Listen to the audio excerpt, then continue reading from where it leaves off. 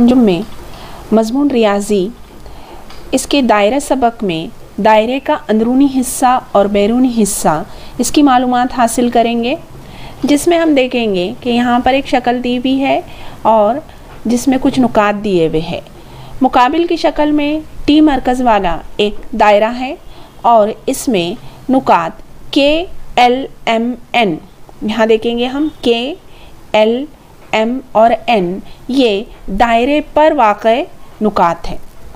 दायरे के अंदरूनी हिस्से को दायरे का अंदरूनी हिस्सा या दायरे का अंदरून कहते हैं। ये जो नीले रंग में हमें दिखाई दे रहा है, ये दायरे का अंदरूनी हिस्सा है।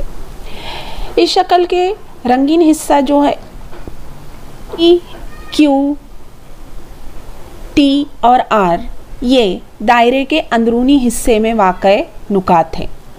दायरे के बाहरी हिस्से को दायरे का बैरूनी हिस्सा या दायरे का बैरून कहते हैं, जिसमें नुकात ए, यहाँ पर बी, सी और डी, ये नुकात दायरे के बैरूनी नुकात हैं जो हमें बाहर दिखाई दे रहे हैं। ये दायरे के बैरूनी नुकात हैं।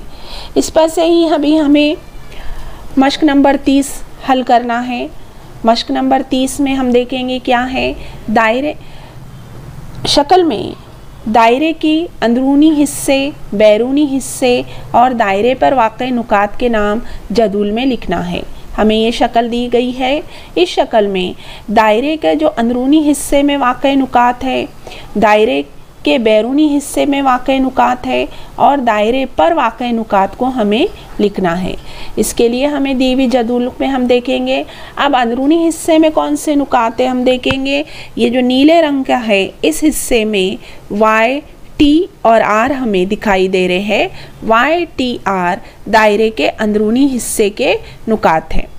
अब बैरूनी हिस्से के नुकात हम देखेंगे, जिसमें डब्ल्यू, एम और जेड जो दायरे के बाहर है, बाहर के हिस्से में है, यानी बैरूनी हिस्से में डब्ल्यू, एम और जेड है।